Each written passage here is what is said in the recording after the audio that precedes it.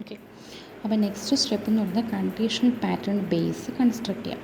Conditional pattern base construct ചെയ്യുന്ന അടുത്ത second, third and fourth step എന്ന് പറയുന്നത് നമ്മുടെ ഓരോ ഐറ്റത്തിനെ ബേസ് ചെയ്തായിരിക്കും. ഇവിടെ ശ്രദ്ധിക്കേണ്ട ഒരു പോയിന്റ് എന്ന് പറയുമ്പോൾ നമ്മളിവിടെ ഐറ്റത്തിനെ കൺസിഡർ ചെയ്യുമ്പോഴത്തേക്ക് ഏറ്റവും അസെൻഡിങ് ഓർഡറിലായിരിക്കും എടുക്കുന്നത്. അതായത് ഫസ്റ്റ് ഏറ്റവും ലോവസ്റ്റ് കൗണ്ട് ഉള്ളത് I5 ആണ്, ദെൻ I4, I3, I1 അങ്ങനെ ആയിരിക്കും എടുക്കുന്നത്. പിന്നെ ഇവിടെ ഏറ്റവും മാക്സിമം സപ്പോർട്ട് പോയിൻ്റ് ഉള്ള ആളെ ഇവിടെ കൺസിഡർ ചെയ്യത്തതുമില്ല. നമ്മുടെ ടേബിളിൻ്റെ ബോട്ടത്തിൽ നിന്നായിരിക്കും കൺസിഡർ ചെയ്യുന്നത്. അതായത് ഏറ്റവും കൗണ്ട് കുറവുള്ള ആളായിരിക്കും നമ്മൾ കൺസിഡർ ചെയ്യുന്നത്, ബട്ട് ഏറ്റവും മാക്സിമം ഉള്ള ആളെ കൺസിഡർ ചെയ്യത്തുള്ളൂ. So I5, I4, I3, I1 ഇത്രയും പേരെ മാത്രമേ കൺസിഡർ ചെയ്യൂ. ആദ്യം നമ്മളിവിടുത്തെ പാറ്റേൺ ബേസ് കൺസ്ട്രക്ട് ചെയ്യാം I5ൻ്റെ. ഓക്കെ, ഇപ്പോൾ ഇവിടെ പാറ്റേൺ ബേസ് എന്ന് പറഞ്ഞു കഴിഞ്ഞാൽ നമ്മുടെ I5ൽ എത്താൻ വേണ്ടി according to this tree I5 എന്ന് പറഞ്ഞ നോഡിലെത്താൻ നമുക്ക് ഏതൊക്കെ പാത്ത് നമ്മൾ യൂസ് ചെയ്യുന്നുണ്ടോ ആ പാത്തിലൂടെ നമ്മൾ എത്ര ടൈം ട്രാവേഴ്സ് ചെയ്യുന്നുണ്ട് അതാണ് എഴുതേണ്ടത്. ഇപ്പോൾ ഈ ട്രീ നോക്കുമ്പോൾ I5ൽ എത്താൻ നമ്മൾ I4 യൂസ് ചെയ്യുന്നുണ്ട്, I2 അതായത് I2, I1 വഴി നമുക്ക് I5ൽ എത്താം. I2, I1 വഴി I5ൽ എത്താം. എത്ര ടൈം എന്ന് പറയുന്നത് നമ്മുടെ ഈ I5ൻ്റെ വാല്യൂ നോക്കിയാൽ മതി. I5ൻ്റെ വാല്യൂ എന്ന് പറയുന്നത് 1 ആണ്. സോ 1 മനസ്സിലായോ? നമ്മൾ I2, I1 വഴി I5ൽ എത്താം 1 ടൈം. ദെൻ വേറെ ഏതൊക്കെ പാത്തുണ്ട്? നമുക്ക് I2, I4, I3 വഴിയും I5ൽ എത്താം. അതും നമ്പർ ഓഫ് ടൈംസ് എന്ന് പറയുന്നത് 1 ആണ്. I2, I1, I3 വഴിയും I5ൽ എത്താം. അവിടുത്തെ നമ്പർ ഓഫ് ടൈംസ് ആ പാത്ത് യൂസ് ചെയ്തു എന്ന് പറഞ്ഞാൽ 1 ആണ്. ഇതാണ് conditional pattern based. That means to reach the item I5 which are the path that we used. Path ആദ്യം എഴുതുക, ദെൻ ആ പാത്തിൻ്റെ കൗണ്ട് എഴുതുക, എത്ര ടൈംസ് നമ്മൾ ആ പാത്ത് യൂസ് ചെയ്തിട്ടുണ്ട്. ആ പാത്തിൻ്റെ കൗണ്ട് എഴുതണമെങ്കിൽ ആ കറസ്പോണ്ടിങ് I5ൻ്റെ ആ നോഡ് വാല്യൂ നോക്കിയാൽ മതി, കൗണ്ട് വാല്യൂ നോക്കിയാൽ മതി. ആ പാത്തിൻ്റെ നമ്മൾ ട്രാൻസാക്ഷൻ എടുത്ത് ചെക്ക് ചെയ്ത് നോക്കിക്കഴിഞ്ഞാൽ നമുക്കിത് കറക്റ്റായിട്ട് അറിയാൻ പറ്റും. I1, I2, I5 എത്ര ടൈം ഉണ്ടായിരുന്നു, I1, I2, I3, I5 എത്ര ടൈം ഉണ്ടായിരുന്നു നോക്കിക്കഴിഞ്ഞാൽ അത് കറക്റ്റായിട്ട് അറിയാനായിട്ട് പറ്റും. വേണമെങ്കിൽ നിങ്ങൾക്ക് ജസ്റ്റ് ഞാനൊന്ന് കാണിച്ചു തരാം. ഇവിടെ നമ്മുടെ ഇതെടുത്ത് നോക്കുവാണെങ്കിൽ നമ്മുടെ I1, I2, I5 എത്ര ടൈമുണ്ട്, 1 time. Then I1, I2, I3, I5 എത്ര ടൈമുണ്ട്, 1 ടൈം. സോ അത് വെച്ചിട്ട് വേണമെന്നുണ്ടെങ്കിൽ നമുക്ക് പറയാനായിട്ട് എഴുതാനായിട്ട് ഇത് കണ്ടീഷണൽ ബേസ് എഴുതാം. ഇപ്പം ഡേറ്റാ ബേസ് എന്ന് പറയുന്നത് ഓൾറെഡി നമ്മൾ സെക്കൻഡ് ടൈം ചെക്ക് ചെയ്ത് എന്തിനായിരുന്നു, നമുക്ക് FP ട്രീ കൺസ്ട്രക്ട് ചെയ്യാനും. ഫസ്റ്റ് നമ്മുടെ ഈ കൗണ്ട് എടുക്കാനും second time FP tree construct ചെയ്യാനും നമ്മുടെ എന്ത് യൂസ് ചെയ്തു, നമ്മുടെ ട്രാൻസാക്ഷൻ ഡേറ്റാ ബേസ് യൂസ് ചെയ്തു. സോ 2 ടൈം യൂസ് ചെയ്താൽ മതി, പിന്നെ യൂസ് ചെയ്യേണ്ട ആവശ്യമില്ല. പിന്നെയല്ല നമ്മൾ FP ട്രീ വെച്ചിട്ടായിരുന്നു കൺസ്ട്രക്ട് ചെയ്യാം. ഇനി നമ്മുടെ I4ൻ്റെ കേസാണെന്നുണ്ടെങ്കിൽ എങ്ങനെയായിരിക്കും? I4ൻ്റെ കേസിൽ I4 റീച്ച് ചെയ്യാൻ വേണ്ടി നമ്മൾ യൂസ് ചെയ്തത് I2, I1 വഴിയും നമുക്ക് I4ൽ എത്താം 1 ടൈം, I2 വഴി ഡയറക്റ്റും I4ൽ എത്താം 1 ടൈം. സോ I2, I1 വഴിയും നമുക്ക് I4ൽ എത്താം 1 ടൈം, ദെൻ I2 വഴിയും നമുക്ക് I4ൽ എത്താം അതും 1 ടൈം. ഓക്കെ, ഇനി നെക്സ്റ്റ് I3 എഴുതുന്നതിന് മുമ്പ് ഞാൻ I1 എഴുതുവാണേ. I1ൻ്റെ കേസ് എടുത്ത് നോക്കുമ്പോൾ എങ്ങനെയായിരിക്കും? ഇവിടെ ശ്രദ്ധിക്കേണ്ട കാര്യം, നമ്മൾ ഈ I1 എടുക്കുകയാണെന്നുണ്ടെങ്കിൽ I1 എത്തുന്ന ഒരു പാത്ത് ഏതാ, I2 വഴി I1ലെത്താം. എത്ര ടൈംസ് വരുന്നുണ്ട്, 4 ടൈംസ് വരുന്നുണ്ട്. I2 വഴി I2 വഴി നമുക്ക് I1ലെത്താം 4 ടൈംസ്. I2 വഴി I1ലെത്താം 4 ടൈംസ്. ദെൻ നിങ്ങൾക്കൊരു ഡൗട്ട് വരും, ഇവിടെ ഒരു I1 ഇല്ലേ നോക്കും. ഓക്കെ, ഇവിടെ ഒരു I1 ഉണ്ട്, പക്ഷേ അവിടെ എത്താൻ നമ്മൾ ഏത് നോഡാണ് യൂസ് ചെയ്യുന്നത്, നൾ നോഡാണ്. നൾ നോഡിൻ്റെ കേസ് നമ്മളിവിടെ എഴുതത്തില്ല, അതർ നോഡ്സ് മാത്രമേ എഴുതുള്ളൂ. സോ ഇത് നമ്മൾ യൂസ് ചെയ്യത്തില്ല, ഇത് മാത്രമേ യൂസ് ചെയ്യൂ. I2 വഴി I4ലെത്താം 4 ടൈംസ്. ഇനി I3യുടെ കേസ് നോക്കാം. I3യുടെ കേസ് നോക്കുമ്പോൾ I2 വഴി നമുക്ക് I3ലെത്താം 2 ടൈംസ്. ദെൻ I2, I1 വഴി നമുക്ക് I3ലെത്താം അതും 2 ടൈംസ്. നമുക്ക്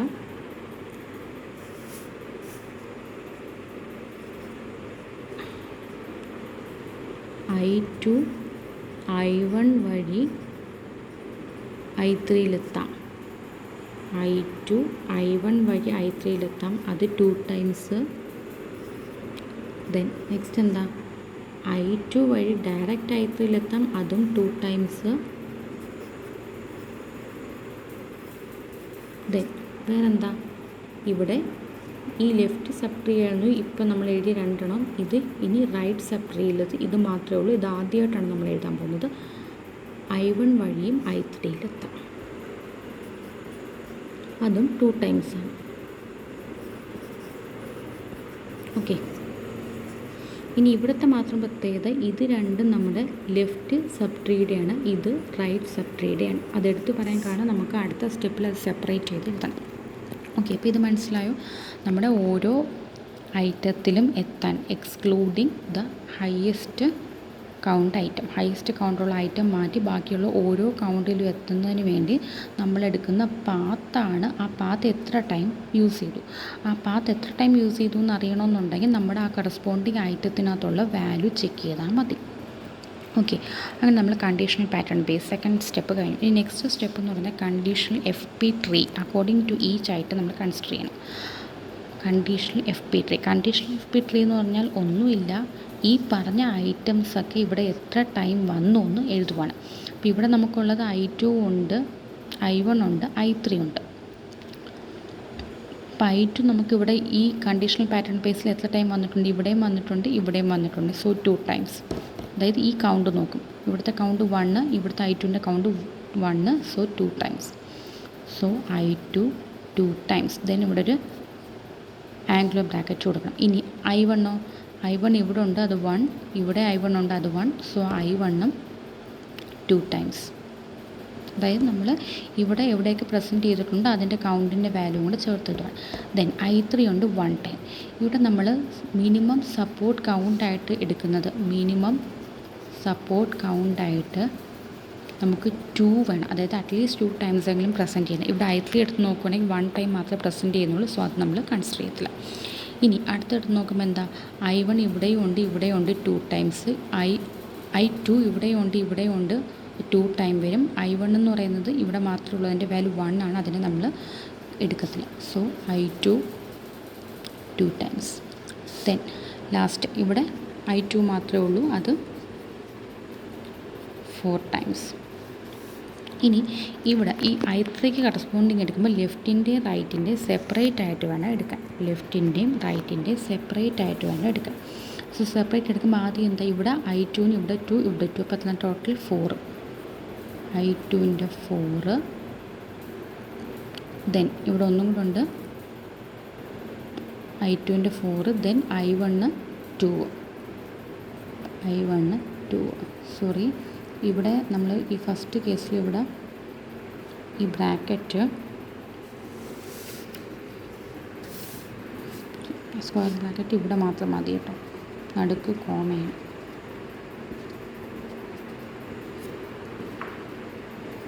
ഇവിടെ 2 ഐറ്റംസ് ഉണ്ട്, കോമയിട്ട് എഴുതി. സ്ക്വയർ ബ്രാക്കറ്റ് എന്ന് പറഞ്ഞാൽ ഫുള്ളിനെ കവർ ചെയ്താണ്. ഇവിടെ ഒരു ഐറ്റം, ഇവിടെ ലെഫ്റ്റ് സബ് ട്രീനെ കവർ ചെയ്യുന്ന 2 ഐറ്റംസ് ഉണ്ട്. ഇനി റൈറ്റ് സബ് ട്രീ എന്ന് പറയുമ്പോൾ അടുത്ത ആംഗുലർ ബ്രാക്കറ്റ് വേണം എടുക്കുക. റൈറ്റ് സബ് ട്രീയിൽ I1 മാത്രമേ ഉള്ളൂ, I1 2 ടൈംസ്, അതും കൗണ്ടിനെ സാറ്റിസ്ഫൈ ചെയ്യുന്നുണ്ട് എഴുതി. ഇങ്ങനെയാണ് conditional FP tree. Conditional FP tree എന്ന് പറഞ്ഞാൽ നമ്മുടെ കണ്ടീഷണൽ പാറ്റേൺ ബേസ് ചെക്ക് ചെയ്യുക, അതിനകത്തോടെ ഓരോ ഐറ്റംസും എത്ര ടൈം വന്നിട്ടുണ്ടെന്ന് അതിനെ സമ്മപ്പ് ചെയ്തെടുക്കുക. അപ്പം ഈ റൈറ്റ് സബ് ട്രീയും ലെഫ്റ്റ് സബ് ട്രീയും സെപ്പറേറ്റ് ആണെന്ന് കാണിക്കാൻ വേണ്ടിയിട്ടാണ് നമ്മൾ ഈ ആംഗുലർ ബ്രാക്കറ്റ് യൂസ് ചെയ്യുന്നത് കറക്റ്റായിട്ട്. ഓക്കെ, ഈ ലാസ്റ്റ് സ്റ്റെപ്പ് എന്ന് പറഞ്ഞാൽ നമ്മുടെ ഫ്രീക്വൻറ്റ് പാറ്റേൺ ജനറേറ്റ് ചെയ്യുക. മീൻസ് ഇതും നമ്മുടെ കറസ്പോണ്ടിങ് I2 ആയിട്ട് വേണം ജനറേറ്റ് ചെയ്യാൻ. സോ ആദ്യത്തെ കേസ് എടുത്ത് നോക്കുമ്പോഴത്തേക്ക് എന്താ, ഇത് മെയിൻ ചെയ്തത് നമുക്ക് I2 I5 എന്ന് പറയുന്നൊരു പാറ്റേൺ ഉണ്ട്, ഫ്രീക്വൻറ്റ് പാറ്റേൺ ഉണ്ട്. I1 I5 എന്ന് പറഞ്ഞൊരു ഫ്രീക്വൻറ്റ് പാറ്റേൺ ഉണ്ട്. ദെൻ രണ്ടിൻ്റെയും കൂടെ മിക്സിങ് I2 I1 എന്ന് പറഞ്ഞൊരു ഫ്രീക്വൻറ്റ് പാറ്റേൺ ഉണ്ട്. ഓക്കെ, I2 I5 എന്ന് പറഞ്ഞ ഫ്രീക്വൻറ്റ് പാറ്റേൺ ഉണ്ട്, അത് 2 ടൈംസ് ആണ്. ദെൻ I1 I5 എന്നൊരു ഫ്രീക്വൻറ്റ് പാറ്റേൺ ഉണ്ട്, അതും 2 ടൈംസ് ആണ്. ദെൻ I2 I1 I5 എന്നൊരു പാറ്റേൺ ഉണ്ട്, അതും 2 ടൈംസ് ആണ്. മനസ്സിലായോ? I2 നമ്മൾ ഇതുമായിട്ട് മിക്സ് ചെയ്യണം, I1 ഇതുമായിട്ട് മിക്സ് ചെയ്യണം, ദെൻ രണ്ടും മിക്സ് ചെയ്യണം. അപ്പോൾ അവിടുത്തെ കൗണ്ട് എന്ന് പറയുന്നത് ഈ ഇവിടെ എഴുതിയാക്കുന്ന കൗണ്ടായിരിക്കും. I2ൻ്റെ കൂടെ I5 വരുമ്പോൾ, അതായത് ഒരു കസ്റ്റമർ അല്ലെങ്കിൽ ഒരു ട്രാൻസാക്ഷനിൽ I2 I5ഉം യൂസ് ചെയ്യുന്നുണ്ട്, അത് 2 ടൈംസ്. ട്രാൻസാക്ഷൻ നോക്കി കഴിഞ്ഞാൽ മനസ്സിലാവും. ദെൻ I1 I5 വരുന്നുണ്ട്, അത് 2 ടൈംസ്. ദെൻ I1ഉം I2ഉം I1ഉം I5ഉം കൂടെ വരുന്നുണ്ട്, അതും 2 ടൈംസ് ആയിരിക്കും. ഇനി ഇവിടെ നോക്കുമ്പോൾ എന്തായിരിക്കും, I2ഉം I4ഉം വരുന്നുണ്ട്, I2 I4 2 ടൈംസ്. ഓക്കെ, ഇവിടെ ഇടയ്ക്ക് കോമ ഇട്ടാൽ മതിയേ, കോമ ലാസ്റ്റ് കൗണ്ടിന് സെപ്പറേറ്റ് ചെയ്യാൻ വേണ്ടിയിട്ട് ഫുൾ കോളൻ ഇട്ടാൽ മതി. ഇനി ഇവിടെയും എന്താ, I2 വഴി നമ്മുടെ I1ൽ റീച്ച് ചെയ്യാം 4 ടൈംസ്, അല്ലെങ്കിൽ I2ഉം I1ഉം നമുക്ക് ഒരുമിച്ച് ബൈ ചെയ്യാം 4 ടൈംസ്. ഇനി ഇവിടെ എഴുതുമ്പം ഇവിടെ നമ്മൾ ലെഫ്റ്റും റൈറ്റും സെപ്പറേറ്റ് ചെയ്തിട്ട്, പക്ഷേ ഇവിടെ ഒരുമിച്ച് തന്നെ എഴുതിയാൽ മതി. ഒരുമിച്ച് എന്ന് പറയുമ്പോൾ നമ്മുടെ I2ഉം I3ഉം 4 ടൈംസ് വരുന്നുണ്ട്, I2, I3 4 ടൈംസ്. ദെൻ I1ഉം I3ഉം 2 ടൈംസ് വരുന്നുണ്ട്, I1, I3 2 ടൈംസ്. ദെൻ I2ഉം I1ഉം I3ഉം വരുന്നുണ്ട്, I2ഉം I1ഉം I3ഉം വരുന്നുണ്ട്. സോറി ഇവിടെ ഒരു മിസ്റ്റേക്ക് ഉണ്ട്. നമ്മളിപ്പോൾ പറഞ്ഞില്ലേ, ഈ കേസിൽ എഴുതുമ്പോഴേ സമപ്പ് ചെയ്ത് എഴുതണ്ടേ. സോ I2ൻ്റെ 4 ടൈംസ് വരുന്നുണ്ട്, I1ഉം I3 എന്ന് പറഞ്ഞാൽ ഇതും എടുക്കും. സോ ഇവിടെ 4 ആണ്. ഓക്കെ, ഇനി I2, I1, I3 അങ്ങനെ വരുന്ന കേസിൽ ഇപ്പം I2ൻ്റെ വാല്യൂ 4ഉം വരുന്നുണ്ട്, I1ൻ്റെ വാല്യൂ 2 ആണ്. ഇവിടെ മിനിമം വാല്യൂ ആയിരിക്കും നമ്മൾ കൺസിഡർ ചെയ്യുന്നത്. ഓക്കെ, അതായത് ഇവിടെ ഒരാളുടെ കൂടെ 2 പേര് വരുമ്പോൾ 2 ഡിഫറെൻറ്റ് വാല്യൂസ് ആണെങ്കിൽ ഇവിടെ ഒന്നും പ്രോബ്ലം ഇല്ലായിരുന്നു, സെയിം വാല്യൂസ് ഡിഫറെൻറ്റ് വാല്യൂസ് എടുത്തത്. ഇവിടെ I1ൻ്റെ വാല്യൂ 2ഉം I4ൻ്റെ വാല്യൂ എന്ന് പറയുന്നത് I2ൻ്റെ വാല്യൂ 4ഉം ആണ്. സോ ഈ കേസിൽ നമ്മൾ മിനിമം വാല്യൂ ആയിരിക്കും എടുക്കുന്നത്. മിനിമം വാല്യൂ എന്ന് പറയുന്നത് 2. ഡൗട്ട് വരരുത്, ഇത് സെപ്പറേറ്റ് ചെയ്തല്ല നമ്മൾ എടുക്കുന്നത്. ഇതും I2ഉം തമ്മിലുള്ളത് എടുക്കും, ഇത് രണ്ടും എന്നുള്ളത് കോമൺ ആയിട്ട് എഴുതി. ദെൻ I2 I1ഉം തമ്മിൽ I3 ആയിട്ടുണ്ട്, അതിൻ്റെ വാല്യൂ നമ്മൾ 2 ആയിരിക്കും എടുക്കുന്നത്. മിനിമം വാല്യൂ ആയിരിക്കും എടുക്കുന്നത്. I2ൻ്റെ വാല്യൂ 4ഉം I1ൻ്റെ വാല്യൂ 2 ആണ്, അതിൻ്റെ മിനിമം വാല്യൂ 2 കൺസിഡർ ചെയ്തു. അപ്പോൾ ഇങ്ങനെയാണ് കണ്ടീഷണൽ പാറ്റേൺ ജനറേറ്റ് ചെയ്യുന്നത്. അപ്പോൾ ഇതിനകത്ത് നമുക്ക് 2 ഐറ്റമുള്ള സെറ്റും ഉണ്ട്, 3 ഐറ്റമുള്ള സെറ്റും ഉണ്ട്. അതിൽ 3 ഐറ്റമുള്ള സെറ്റ്, അതായത് ഈ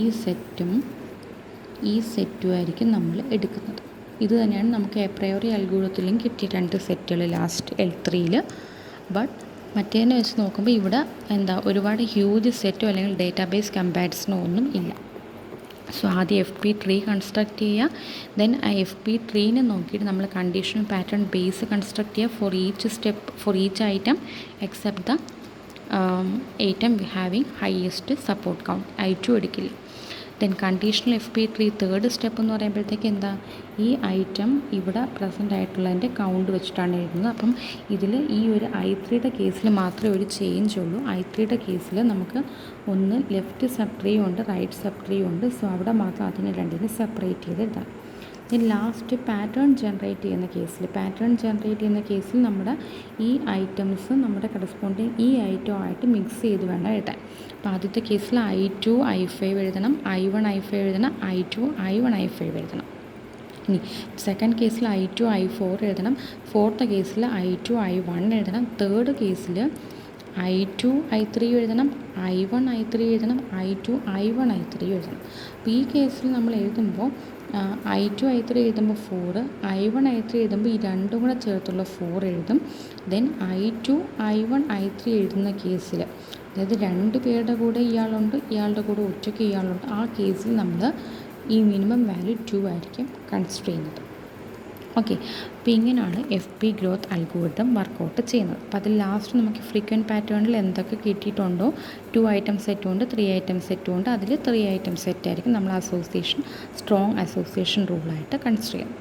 അപ്പോൾ ഈ വീഡിയോ റിപ്പീറ്റഡ് ആയിട്ട് വാച്ച് ചെയ്ത് കഴിഞ്ഞാൽ നമുക്ക് FP ഗ്രോത്ത് അൽഗോരിതം എങ്ങനെ ചെയ്യേണ്ടത് മനസ്സിലാവും. ഇതേ ക്വസ്റ്റ്യൻ തന്നെയാണ് എപ്രയോറിയുടെ കേസിലായാലും FP ഗ്രോത്തിലും ഇതേ സെയിം ക്വസ്റ്റ്യൻ തന്നെയാണ് യൂണിവേഴ്സിറ്റിക്ക് ചോദിച്ചിട്ടുള്ളത്. ഓക്കെ. അപ്പോൾ ഇത് വീഡിയോ നന്നായിട്ടും മസ്റ്റായിട്ടും വാച്ച് ചെയ്യണം. റിപ്പീറ്റായിട്ട് വായിച്ച് കഴിഞ്ഞാൽ നിങ്ങൾക്ക് ഉറപ്പായിട്ടും മനസ്സിലാവും. എന്തെങ്കിലും ഡൗട്ട് ഉണ്ടെങ്കിൽ ഇൻഡിവിജ്വലി എന്നോട് ചോദിച്ചാൽ മതി.